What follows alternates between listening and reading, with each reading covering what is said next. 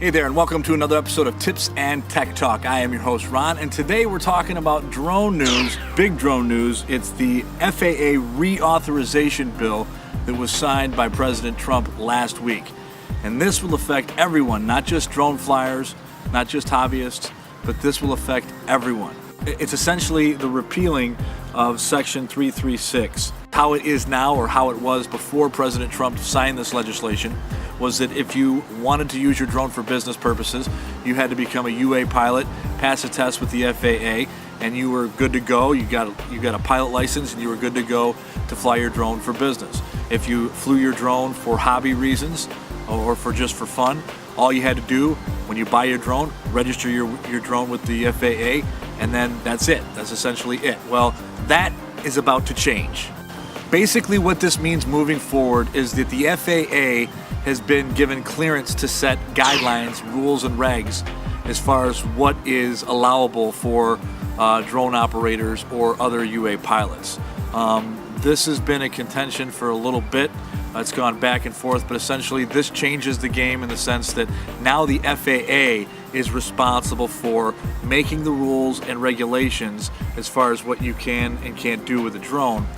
But also they're going to be responsible for enforcing those rules. And whereas in the past few years when people broke the rules, you didn't hear a lot about too much punishment, that is about to change. As a result of the legislation, the FAA now has 1 year to make new rules and regulation as it pertains to drone usage. This also creates a budget and creates resources for the FAA to take this on, to create essentially new guidelines for drone operators and other aerial UA pilots, but also to enforce the rules that they're going to set forth. Now, they do have a year to make up these rules, but they've been given 6 months to reach out and work with community-based organizations. Now, they do have an explanation of what they consider community-based organizations. So they're going to work with essentially community-based organizations to develop an online test for drone operators who use their quad for recreational purposes. So that is something you can expect in the next 6 months. Drone operators who use their quad for recreational and fun purposes are going to be required to take a test online. So that means whether you're using your drone for a hobby or whether you're using your drone for professional purposes, either way, you're going to have to become certified and pass a test with the FAA.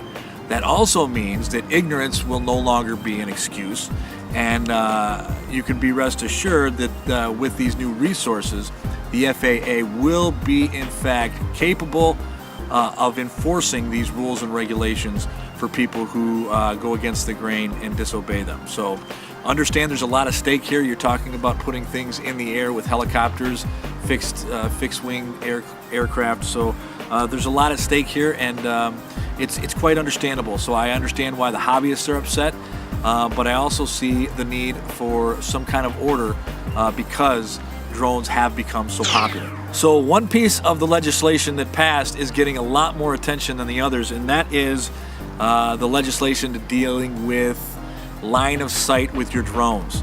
I don't know if there's a timetable that you can put on it, but this legislation sets the tone and sets the table for companies like Amazon and DHL to be able to deliver their products via drone.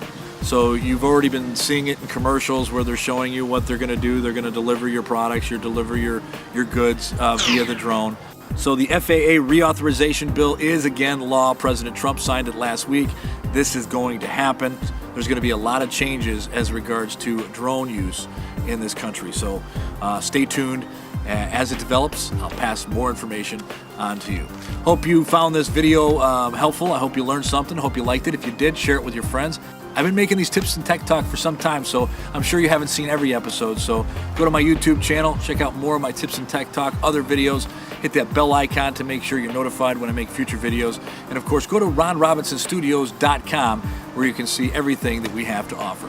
Thanks for watching. We'll see you next time for another episode of Tips and Tech Talk. So long.